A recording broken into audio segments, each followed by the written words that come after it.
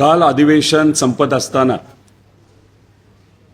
मुख्यमंत्री देवेंद्र फडणवीस साहेबांनी अंतिम आठवड्याच्या प्रस्तावावर जो मी मांडला होता त्याच्याचबरोबर त्या प्रस्तावावर अनेक आमदारांनी त्यांचे मतं तिथे व्यक्त केली होती। त्याच्यावर उत्तर देत असताना आमच्या सगळ्यांची जी मागणी होती, ज्याच्यासाठी पवित्र भूमी पंढरपूरमध्ये आम्ही सर्वांनी मिळून अन्नत्याग आंदोलन केलं होतं, शेतकरी नेत्यांनी पाठिंबा दिला होता, अनेक राजकीय नेत्यांनी पाठिंबा दिला होता, सर्वसामान्य शेतकऱ्यांनी पाठिंबा दिला होता। त्याच्याचबरोबर छत्रपती संभाजीनगरमध्ये एक खूप मोठं आंदोलन, रास्ता रोको तिथे असणाऱ्या शेतकऱ्यांच्या पाठिंब्याने आम्ही तिथं ते केलं। आणि करत असताना तुम्हाला माहीत असेल, सुरुवातीला देवेंद्र फडणवीस साहेब हे सांगत होते की पुण्यश्लोक अहिल्यादेवी होळकरांच्या नावाने जी आम्ही कर्जमाफी योजना आणलेली आहेत, ज्या अटी त्याच्यामध्ये टाकल्या गेल्या आहेत, त्यामुळे कुठल्याही शेतकऱ्यावर अन्याय होणार नाही। पण काल उत्तर देत असताना आम्ही ज्या मागण्या केल्या होत्या, ज्याच्यामध्ये सर्वात महत्त्वाची मागणी म्हणजे 2019 मध्ये ज्या शेतकऱ्यांनी लाभ घेतलेला आहे त्यावेळेसच्या कर्जमाफीचा, महात्मा ज्योतिबा फुलेंच्या नावाने जी कर्जमाफी होती, त्या लाभार्थी शेतकऱ्यांना या नव्या योजनेमध्ये फक्त 50,000 रुपयाचा लाभ तिथं सरकारने दिला होता। आमची मागणी होती ही अट काढण्यात यावी, सरसकट 2 लाखाचा लाभ सर्व शेतकऱ्यांना, म्हणजे ज्या शेतकऱ्यांनी 2019 मध्ये कर्जमाफीचा लाभ घेतला त्यांना पण आणि इतरही शेतकऱ्यांना द्यावा अशी आमची मागणी होती। दुसरी मागणी आमची जी होती ती होती, जे रेग्युलर असणारे शेतकरी आहेत त्यांना तुम्ही 26-27 वर्षाची जी अट टाकली, म्हणजे जे वर्ष अजून संपलं नाही, म्हणजे 1 वर्ष त्यांना थांबावं लागलं असतं, ती अट सुद्धा तिथं काढण्यात यावी। या दोन्ही अट काल काढल्या। पण जसं मी मगाशी सांगितलं की काही दिवसांपूर्वी देवेंद्र फडणवीस साहेब हे बोलत होते की या अटीमुळे कोणाचंही नुकसान होणार नाही। मग आम्ही आमचा संघर्ष मोठा केला, जास्त आक्रमक केला, शेतकऱ्यांना घेऊन आम्ही रस्त्यावर उतरलो। आणि मग आपण बघितलं असेल, हळूहळू कुठेतरी सरकारला सुद्धा कळालं की शेतकरी आता आक्रमक होत चाललेले आहे, शेतकऱ्यांना कळालेलं आहे या अटीमुळे आपलं नुकसान होणार आहे। आणि मग अनेक वेळा सरकारबरोबर आम्ही चर्चा केली, मुख्यमंत्री साहेबांबरोबर चर्चा केली, परदेशी जे या कर्जमाफी योजनेचे जी काही समिती होते त्याचे प्रमुख होते त्यांच्याबरोबर एकदा चर्चा केली। दुसऱ्यांदा जेव्हा चर्चा करण्याची वेळ आली, दुर्दैवाचं ते त्या बैठकीला आले नाही। त्यामुळे ह्या सगळ्या संघर्षानंतर आणि अधिवेशनामध्ये अंतिम आठवडा प्रस्तावामध्ये आम्ही हे मुद्दे मांडल्यानंतर शेवटी सरकारला या अटी मागे घ्याव्या लागल्या। म्हणजे कुठं ना कुठंतरी शेतकऱ्यांची एकजूट जी झाली, जो संघर्ष आम्ही सर्वांनी मिळून केला, अनेक आमदारांनी जो मुद्दा अधिवेशनामध्ये मांडला, या सगळ्या ज्या काही मागण्या होत्या त्या सरकारला मान्य करत तिथं या अटी काढण्यात आल्या। त्यामुळे मला असं वाटतं की नक्कीच शेतकऱ्यांचा फायदा, आणि ते सुद्धा 40 लाख शेतकऱ्यांचा फायदा याच्यामुळे होणार आहे। मी मनापासून सरकारचे आभार व्यक्त करतो। संघर्ष करावा लागला, बराच काळ याच्यामध्ये गेला, पण तरी सुद्धा सरकारचे आभार आणि मुख्यमंत्री साहेबांचे आभार। म्हणजे जनतेच्या हितासाठी आपण जर संघर्ष केला आणि जनता आपल्याबरोबर उभं राहिली तर यश कसं असतं हे आपल्या सर्वांना आत्ता बघता येतं। अनेक आमदार, अनेक नेते, अनेक खासदार विकास व्हावा म्हणून सत्तेत गेले, पण आपण जर प्रामाणिकपणे रस्त्यावरची लढाई लढत राहिलो त्याला 100% यश येतं। हे कुठंतरी या कर्जमाफी योजनेसाठी जो लढा आम्ही उभा केला होता आणि त्याला यश आलं, त्याच्यातून आपल्या सर्वांना त्या ठिकाणी कुठेतरी बघायला मिळतं।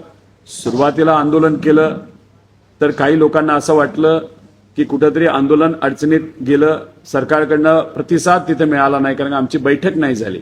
पण तो संघर्ष तिथं न थांबवता तो आम्ही पुढे घेऊन गेलो आणि मग छत्रपती संभाजीनगरमध्ये तो संघर्ष अजून आक्रमक केल्यानंतर सरकारला हा निर्णय त्या ठिकाणी घेता आला।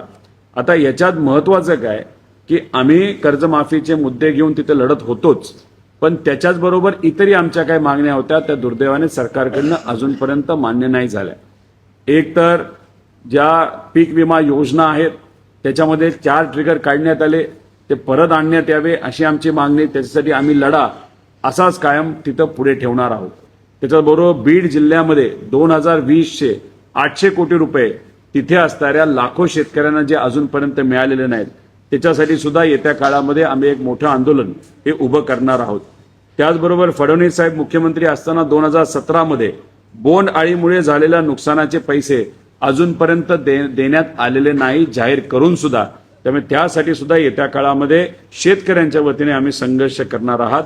त्याचबरोबर राज्यभरात मनरेगाचे कामाचे हजारो कोटी रुपये थकीत आहेत, त्यासाठी येत्या काळामध्ये आम्हाला आंदोलन करावं लागेल. त्याच्याचबरोबर राज्यातील अनेक शेतकऱ्यांना दिवसा वीज मिळत नाही आणि जी काही वीज मिळते ती तिथे जास्त तास मिळत नाही, त्यासाठी सुद्धा येत्या काळामध्ये आम्हाला संघर्ष हा करावा लागेल. हा शेतकऱ्यांच्या बाबतीतला संघर्ष. त्याच्याचबरोबर ही कर्जमाफी योजना या महिन्या अखेरीसपर्यंत लागू झाली पाहिजे अशी आमच्या सगळ्यांची मागणी आहे. पण आम्हाला जे कळालेलं आहे की सरकारकडनं आयकर विभागाला काय माहिती मागण्यात आलेली आहे. आता ही माहिती मागण्यात आल्यामुळे अजून विलंब होऊ शकतो, कारण का आपल्या सर्वांना माहिती आहे की लाडक्या बहीण योजनेमध्ये सुद्धा अशा काही विषय जेव्हा आला होता आयकर विभागाकडनं माहिती देण्यासाठी 4 महिने लावले होते. त्यामुळे जर आपल्याला इन्कम टॅक्स डिपार्टमेंट अजून 4 महिने लावणार असेल तर हे आम्हाला चालणार नाही. शेतकऱ्यांच्या वतीने त्या विषयासाठी सुद्धा मग येत्या काळामध्ये आपल्याला लढा हा लढावा लागेल. त्यामुळे आज तुमच्या माध्यमातून इथे आम्हाला एवढंच सांगायचं होतं की जो संघर्ष आम्ही केला आणि तो संघर्ष करत असताना अनेक लोकांनी सांगितलं की सोन्याचा चमचा घेऊन हा माणूस काय उपोषण करतोय, आमच्या बऱ्याच टीका झाल्या, नोटंकी करतोय. पण मला असं वाटतं की लोकांच्या हितासाठी जर हे लोक कुठल्याही संघर्षाला कुठल्याही आंदोलनाला नोटंकी म्हणत असतील तर मग अशी नोटंकी करायला काय हरकत आहे, जेणेकरून सामान्य लोकांना त्यातून फायदा होत असेल. त्यामुळे हे काही आमच्या संघर्षाला बोलले तरी हा संघर्ष हा लढा विविध लेवलला आम्ही त्या ठिकाणी लढतच राहणार आहोत. हे झालं शेतकऱ्यांच्या बाबतीत. त्याच्याचबरोबर युवांच्या बाबतीतला एक महत्वाचा आणि MPSC विद्यार्थ्यांचा जो प्रश्न जो मोठा आहे त्या बाबतीत सुद्धा येत्या काळामध्ये काही दिवसांमध्ये विद्यार्थ्यांनी सांगितलं त्या दिवशी आम्ही एक फार मोठं आंदोलन पुणे शहरामध्ये तिथं करणार आहोत. त्यामुळे MPSC विद्यार्थ्यांची जी मागणी आहे ऑफलाईन पद्धतीने परीक्षा घेण्याची ती सरकारने कायम ठेवावी आणि ऑनलाईन परीक्षेची जी काही नवीन घाट घातला जातोय तो त्या ठिकाणी कॅन्सल करावा. या मागणीसाठी सुद्धा जर सरकारने या मागण्या मान्य नाही केल्या तर आम्ही येत्या काळामध्ये मोठं आंदोलन उभं करू. धन्यवाद. दादा, तुम्ही सरसकट कर्जमाफीसाठी आंदोलन केलं किंवा आमरण उपोषण केलं होतं. सकट मदत गिरीश महाजन यांनी वचन पण तुम्हाला दिलं होतं. मग ती आजपासून कृती बनायची का? हे बघा, आश्वासन पूर्ती असली तरी यासाठी संघर्ष खूप मोठा करावा लागला, भांडावं लागलं. तुम्हाला माहित असेल सुरुवातीला मुख्यमंत्री साहेब स्वतः म्हणले होते की कुठल्याच अटी नाही आहेत, मग त्यांना मान्य करावं लागलं. आणि कालचं भाषण जर तुम्ही ऐकलं असेल त्यात त्यांनी मान्य केलं की ही अट काढल्यामुळे 5-6 हजार कोटीचं सरकारवर भुर्दंड पडणार आहे. मग आधी तुम्ही नाकारत का होता, मग आता तुम्हाला का स्वीकारावं लागलं? कारण का संघर्ष मोठा झाला. आम्ही आंदोलन केलं, लोकांनी पाठिंबा दिला. पण हा 5,000 कोटीचा विषय नाहीये. 35,000 कोटीची कर्जमाफी जाहीर झाली. या अटी असत्या तर फक्त 12 ते 13 हजार कोटी रुपयाची कर्जमाफी ही शेतकऱ्याला मिळाली असती. पण हे आंदोलन आपण केल्यामुळे, या अटी काढल्यामुळे तिथं सरकारला अतिरिक्त 12 ते 13 हजार कोटी रुपये द्यावे लागणार आहेत. 5,000 कोटी मुख्यमंत्री साहेब बोलले असले तरी तो तिथं विषय राहणार नाही. पूर्णपणे 35,000 कोटी रुपये हे शेतकऱ्यांना तिथं मदत करावीच लागेल. त्यामुळे जो विषय 12-13 हजार कोटीमध्ये संपू शकला असता तो आमच्या संघर्षामुळे शेतकऱ्याला 35,000 कोटी या विषयाच्या माध्यमातून त्या ठिकाणी मिळणार आहेत.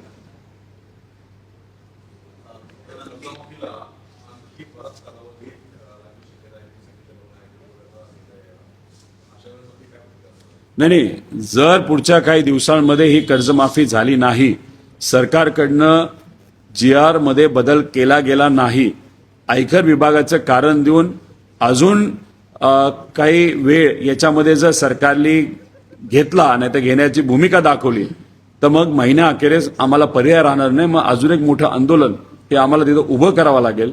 त्यामुळे सरकारला विनंती आहे, आयकर विभागाला आम्ही माहिती मागितली आहे, आयकर विभागाकडनं माहिती येणार आहे म्हणून तुम्ही थांबाल तर हे शेतकऱ्यांवर अन्यायकारक होणार आहे. कारण का ही कर्जमाफी झाली नाही तोपर्यंत नवीन कर्ज शेतकऱ्याला मिळणार नाही. त्यामुळे आता पेरणी मोठ्या प्रमाणात सुरू झाली आहे. त्यामुळे क्रॉप लोन साठी शेतकऱ्यांना आता लोन मिळणं फार महत्वाचं आहे. त्यामुळे उगाच वेळ न घालवता या महिन्याअखेरीस शेतकऱ्यांच्या खात्यावर नाही तर बँकेच्या खात्यावर हे पैसे जाऊन शेतकऱ्यांचं खातं हे रेग्युलर होऊन त्यांना नवीन कर्ज मिळणं हे फार महत्वाचं आहे. आणि तसं नाही झालं तर मग आम्हाला परत एकदा पर्याय राहणार नाही. आम्हाला रस्त्यावरची लढाई तिथं लढावी लागेल. आणि ह्याच्यातच काही असे शेतकरी आहेत की जे 19 मध्ये सुद्धा बसले नाहीत, 17 मध्ये सुद्धा बसले नाहीत, तर ते आधीपासून त्यांचं कर्ज हे थकीत आहे. अशा शेतकऱ्यांना सुद्धा याच्यामध्ये घ्यावं अशी मागणी सरकारला आम्ही केलेली आहे. त्यासाठी सुद्धा त्या बाबतीतला पाठपुरावा आम्ही सर्वजण करू.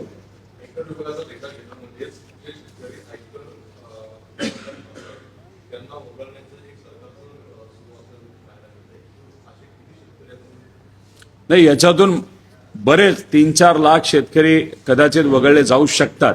आयकर विभागाकडनं जी माहिती मागितली गेली आहे त्याच्यामुळे 2 गोष्टी होणार आहेत. एक तर विलंब होणार आहे. आयकर विभाग लगेच काय माहिती देईल असं आम्हाला वाटत नाही. 4 महिने सुद्धा घेऊ शकतं. त्यामुळे मग 4 महिने तुम्ही शेतकऱ्याला कर्जमाफी देणार नाही का? त्यामुळे आयकर विभागाकडे तुम्ही मागितलेल्या माहितीनुसार जर 3-4 लाख शेतकऱ्यांवर अन्याय होत असेल तोही आपण तिथं होऊन देणार नाही. आणि वेळेचा विलंब सुद्धा जर होत असेल तेही आम्ही होऊन देणार नाही. त्यामुळे महिना अखेरीसपर्यंत शेतकऱ्यांच्या खात्यामध्ये पैसे जाणं हे फार महत्वाचं आहे, बँकेच्या खात्यामध्ये. आणि तसं जर नाही झालं तर आम्हाला पर्याय राहणार नाही. मग ऑगस्टच्या पहिल्या आठवड्यामध्ये आम्ही विदर्भमध्ये एक फार मोठं आंदोलन शेतकऱ्यांच्या बाजूने तिथं घेऊ. त्यामुळे परत एकदा आम्ही सरकारला विनंती करतो की वेळ न घालवता लवकरात लवकर तुम्ही जे काय काल मान्य केले ते लागू करा. आयकर विभागाकडे जाऊन ही माहिती ती माहिती घेऊन वेळ घालू नका आणि शेतकऱ्याला नवीन कर्ज देण्यासाठी त्या ठिकाणी तुम्ही पुढाकार घ्या.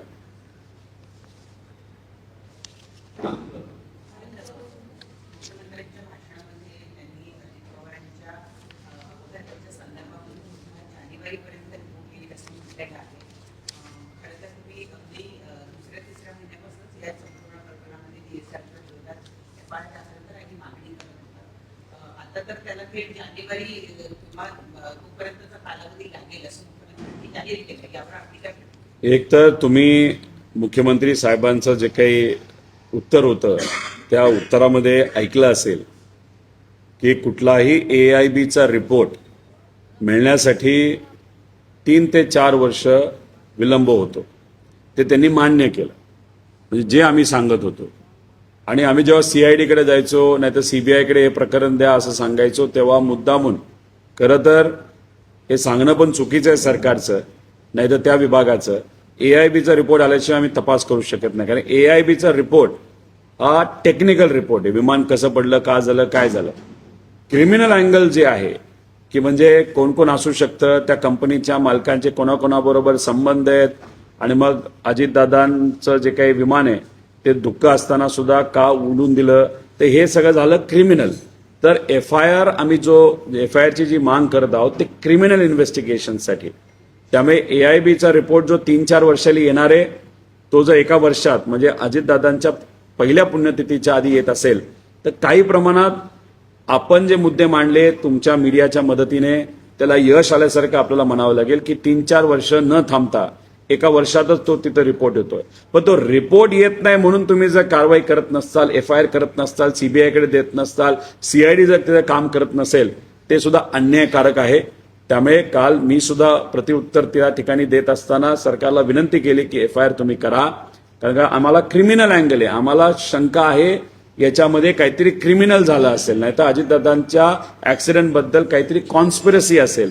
कुणीतरी मुद्दामून हा ऍक्सिडेंट घडून आणला असावा आणि ते शोधण्यासाठी FIR नाही तर CID नाही तर CBIकडनं ती एन्क्वायरी करणं महत्वाचं आहे. विमान टेक्निकल गोष्टी AIB करते. त्यामुळे दोन्ही तपास एका वेळेस जर तिथं होणार असतील तरच अजितदादांना न्याय आपण देऊ शकतो. पण सरकारकडनं त्या बाबतीत कुठेही सकारात्मक उत्तर आलेलं आम्हाला जाणवलं नाही. त्यामुळे जेव्हा अजितदादांना येत्या 28 तारखेला 6 महिने होतील त्यावेळेस एक खूप महत्वाचं आणि VSR कंपनीबद्दल आणि त्यांचे जे काही संबंध काही चुकीच्या प्रवृत्तीच्या लोकांबरोबर कसे आहेत आणि इतर काही गोष्टींवर एक फार महत्वाची प्रेस कॉन्फरन्स मी मुंबईमध्ये 28 तारखेला तिथे घेणार आहे. दादा, दुसरीकडे कॅगने एक अहवाल सादर केला आहे. या अहवालामध्ये राज्यामध्ये जवळपास 3,500 कोटी राष्ट्रीय खर्च झाल्याचा ठपका त्यांनी ठेवलाय. म्हणजे कुठल्याही बजेटरी त्या लोकांनी अभ्यास केला नाही. आर्थिक म्हणजे कुठे कसं महानगरपालिकेवर ना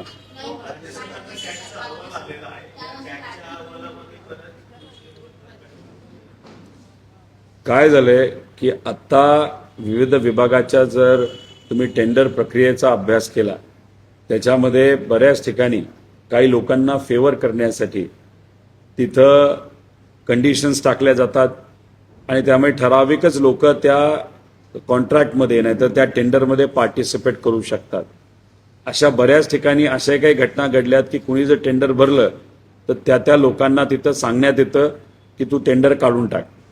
त्याच्याचबरोबर आपण या महाराष्ट्रामध्ये जर अभ्यास केला तर मोठे मोठे टेंडर जे आजपर्यंत दिले गेलेत त्याच्यामध्ये बहुतांश कंपन्या या आंध्र प्रदेशच्या आहेत नाहीतर गुजरातच्या आहेत. तुम्ही जलजीवन मिशनमध्ये जर बघितलं त्यात पाईप ज्या आहेत ज्या खराब क्वालिटीच्या दुर्दैवाने आहेत त्या बहुतांश 60 ते 70% पाईप या देशात 8 लाख कोटी रुपये फक्त या जलजीवन मिशनवर तिथं खर्च केलेत. त्यातले 4.5 लाख कोटी रुपये पाईपवर खर्च झालेत आणि या 4.5 लाख कोटीपैकी 3 लाख कोटीच्या पाईप या फक्त गुजराती कंपनीकडनं घेण्यात आलेल्या आहेत.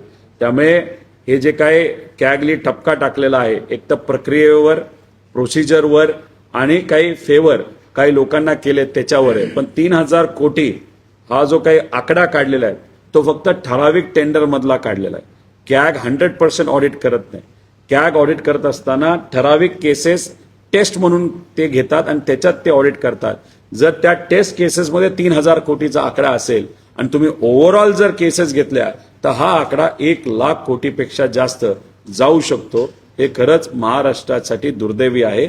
इन्फ्रास्ट्रक्चरच्या नावावर आज आपण राजकारण या महाराष्ट्रामध्ये सत्ताधारी तिथं करतात पण या इन्फ्रास्ट्रक्चरच्या नावाखाली जो भ्रष्टाचार दुर्दैवाने त्या ठिकाणी होतोय आणि सामान्य लोकांचा पैसा जो तिथं तिजोरीमध्ये आहे त्याचा खऱ्या अर्थाने आज फक्त स्वार्थापोटी आणि भ्रष्टाचारापोटी त्याचा चिखल होताना आपण सगळ्यांनी तिथं बघितलेला आहे. दादा, केंद्रामध्ये केंद्रीय मंत्रिमंडळाच्या विस्ताराच्या चर्चेतून तसं बोललं जातंय. तुमच्या पक्षामार्फत काही एनडीएच्या समावेशाची काही शक्यता आहे का आणि राज्यामध्ये पण काही कार्यक्रमाची तयारी होते का असं तुम्हाला वाटतंय? कुठलाच कार्यक्रम तिथं होणार नाही. तुम्ही जर बघितलं असेल या कर्जमाफी योजनेमध्ये सुद्धा लपून फसून नुसतं जी.आर तिथं काढला आणि तो तिथं पास करण्यात येणार होता. आम्ही संघर्ष केला, आम्ही रस्त्यावर उतरलो. त्यामुळे सरकारचा करेक्ट कार्यक्रम हा शेतकऱ्यांनी तिथं केला आणि जे काही सरकार काही गोष्टी लपवत होतं फसवत होतं ते आम्ही शेतकऱ्याला फसवून दिलं नाही. म्हणजे शेतकऱ्याला जे फसवण्याचं काम या सरकारकडनं होणार होतं आम्ही ते थांबवलं. त्यामुळे करेक्ट कार्यक्रम याच्या पुढे जर करायचा असेल तर आम्हीच या सरकारचा विविध विषयांवर तिथं करणार आहे. राजकीय दृष्टिकोनातून आमच्या पक्षाबद्दल तुम्ही विचारलं तर आमच्या पक्षातले आमदार आणि खासदार हे कुणीही एनडीएमध्ये सामील होणार नाही. नाहीतर काँग्रेसमध्ये सुद्धा आमचा पक्ष हा विलीन होणार नाही हे आमच्या नेत्यांनी सांगितलं आणि आम्ही वारंवार त्या ठिकाणी आपल्या सर्वांना सांगत आहोत. दावा केला की देवेंद्र फडणवीस यांच्यानंतर मुख्यमंत्री पदाचे सूत्र जे आहे की बावनकुळे यांच्याकडे जातील, एकनाथ शिंदे यांच्याकडे सुद्धा ही मुख्यमंत्री पदाची धुरा जाणार आहे. महाराष्ट्राचा जो हित सांभाळणार आहे अशा व्यक्तीकडे ही सरकार धुरा जी आहे ती गेली पाहिजे अशा पद्धतीचं मत जे आहे ते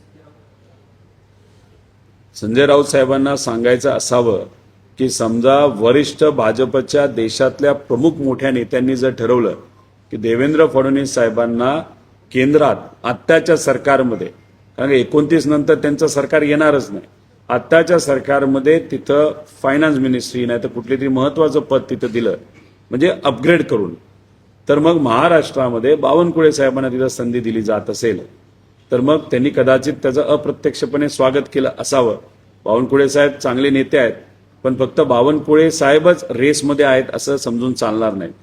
एक भाजपचेच खासदार आहेत त्यांची सुद्धा चर्चा आहे आपल्या सगळ्यांना माहिती आहे.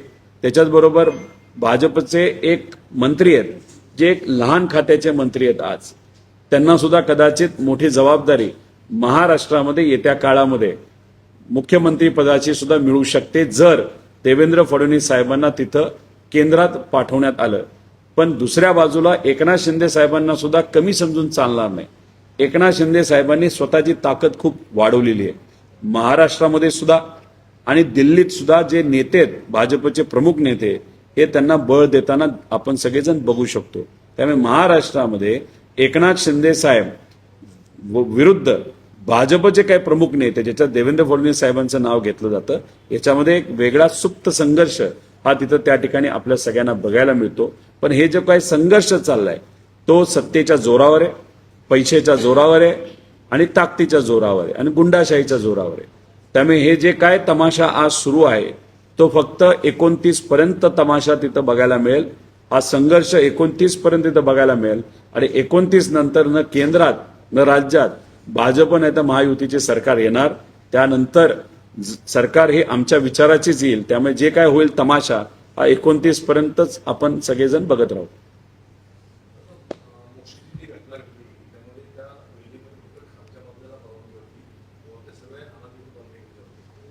नाही, याच्याबद्दल आम्ही सुद्धा भूमिका मांडणार आहोत. एक तर कॉन्ट्रॅक्टर हा जबाबदार आहे. जे आम्हाला कळालंय की 20 मीटर पर्यंतच ती हाईट ठेवायची होती त्या कचरा डेपोची, पण या कॉन्ट्रॅक्टरने 30 मीटरपेक्षा जास्त तिथं कचरा भरला. आणि त्याच्याच बरोबर ही बिल्डिंग बांधण्याच्या बाबतीत सुद्धा ज्या परमिशन होत्या त्याच्यापेक्षा पुढे जाऊन काही गोष्टी तिथं बांधण्यात आल्या होत्या. हा कॉन्ट्रॅक्टर कोण आहे, कोणाचा माणूस आहे, त्या कचऱ्याच्या प्रकल्पामध्ये सुद्धा केवढा मोठ्या प्रमाणात भ्रष्टाचार झाला. जे काही नॉर्म्स असतात, परवानग्या असतात, त्याला त्याच्यामध्ये डावलण्यात आलं होतं. आणि मग ह्याच्यामध्ये कोण अधिकारी जबाबदार आहे, कोण नेता जबाबदार आहे, हे सगळं आम्ही पुढच्या काही दिवसांमध्ये काढणार आहोत. पण दुर्दैव असं तुम्हाला माहीत असेल की काही महिन्यांपूर्वी पिंपरी चिंचवडमध्ये एक वसाहत अशी होती ज्याच्यात गरिबाची घरं होती, गरिबाच्या छोट्या छोट्या कंपन्या होत्या, फॅक्टऱ्या होत्या. ते साफ करण्यासाठी एका रात्रीत तिथं 50 पेक्षा जास्त JCB नाही तर मोठ्या मशीन पोकलान आणले होते. मग गरिबावर अन्याय करण्यासाठी, ती जमीन हडपण्यासाठी, त्यातून आर्थिक फायदा करण्यासाठी एका रात्रीत तुम्ही 50 मशीन जर टाकत असाल आणि दुसऱ्या बाजूला 8 लोक त्या कचऱ्याच्या खाली अडकलेले असताना सुद्धा तुम्ही 4-5 मशीनच तिथे लावत असाल, तर याच्यावरनं जाणून येतं की तिथे त्या कर्मचाऱ्यांना वाचवण्याचा प्रयत्न करत असताना मुद्दामून विलंब केला जातोय, ताकद लावली जात नाही. यात प्रशासन जबाबदार आहे, एक नेता जबाबदार आहे. त्यामुळे हा जो दुजाभाव केला जातो, एखादी जमीन साफ करायला 50 मशीन आणि गरिबाचा जीव वाचवण्यासाठी तिथं कुठंच मशीन नाही तर ताकद लावली जात नाही. अक्षरशः अशी चर्चा आहे की 8 लोकांची जी बॉडी खाली अडकलेली आहे ती दुर्दैवाने कुजायला सुरू झालेली आहे. जर ते वारले असतील तर, आणि त्यांचं अशी संभावना आहे की त्याच्यातलं कुणीही जिवंत नसेल. आणि याच्यात मग कोण कोण जबाबदार आहे, त्यांना मात्र त्या ठिकाणी कमिशनरांपासून जे इतर सर्व लोक आहेत, नेते आहेत आणि कॉन्ट्रॅक्टर आहेत, त्यांना आम्ही सोडणार नाही. महेश लांडगेंबद्दलच त्या ठिकाणी मी बोलतोय. महेश लांडगेच त्या बाबतीत लक्ष देऊन असतात. तिथं कुठलंही कॉन्ट्रॅक्ट कोणाला द्यायचं असेल ते महेश लांडगेंना सांगितल्याशिवाय तिथं दिलं जात नाही. हा कॉन्ट्रॅक्टर पण कोणाचा आहे, कोणामुळे तिथं परवानग्या दिल्या गेल्या, कोणामुळे तिथं कंप्लायन्समध्ये चुका झाल्या, हे जर आपण बघायला गेलो तर त्यांचं नाव प्रामुख्याने येतं. आणि महेश लांडगेंना कोणाचा वरदास्त आहे, तर भाजपच्या प्रमुख या राज्यातल्या नेत्यांचा वरदास्त आहे, हे आपल्या सगळ्यांना माहित आहे.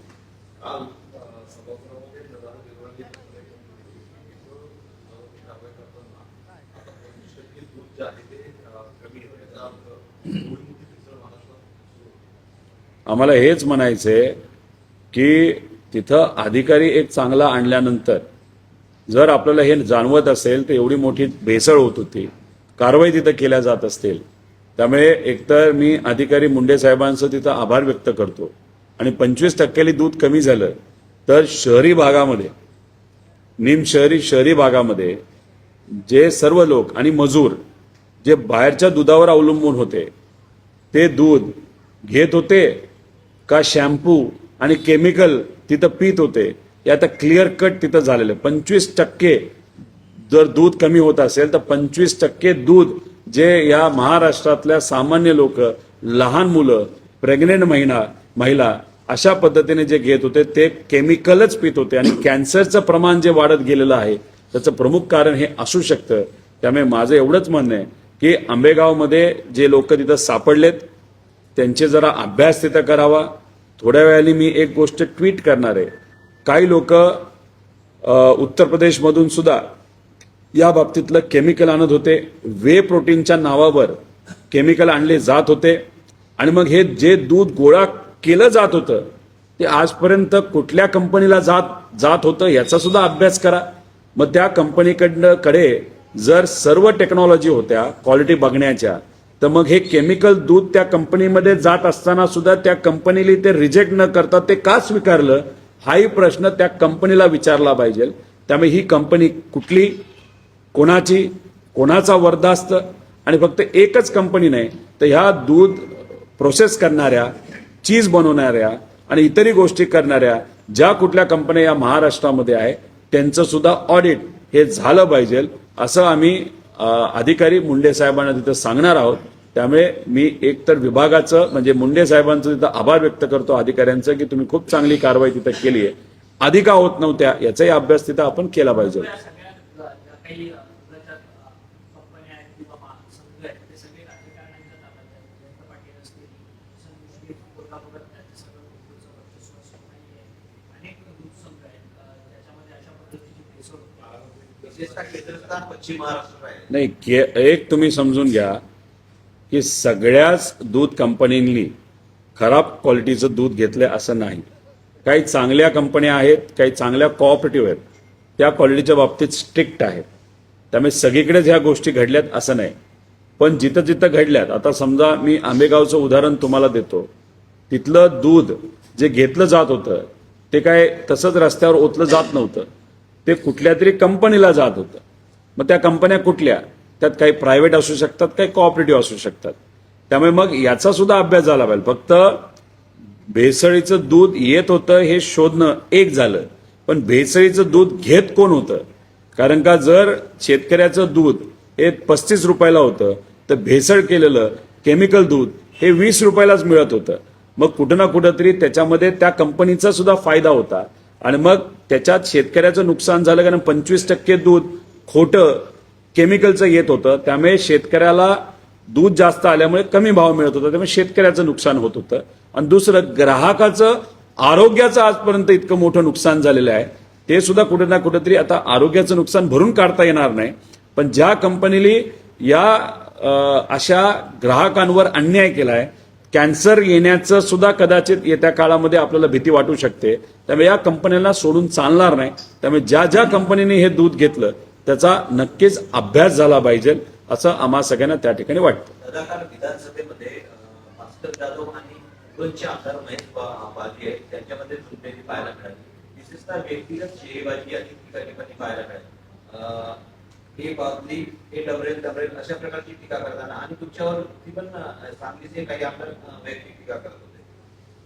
काय आहे की आमच्यावर टीका केल्याशिवाय दुर्दैवाने बातम्याच होत नाहीत अशी आजची परिस्थिती आहे. त्यामुळे छोटे मोठे वरून त्यांच्या मोठ्या नेत्यांनी आधी त्यांना सांगितल्याशिवाय टीका न करणारे जे काही लोक आहेत ते बोलत राहतात. त्यांच्याकडे आम्ही दुर्लक्ष करत असतो. पण अधिवेशनामध्ये नाही तर कुठेही राजकारणात खालच्या लेवलला जाऊन टीका करणं हे महाराष्ट्राच्या परंपरेला शोभणारं नाही. त्यामुळे सगळ्यांनीच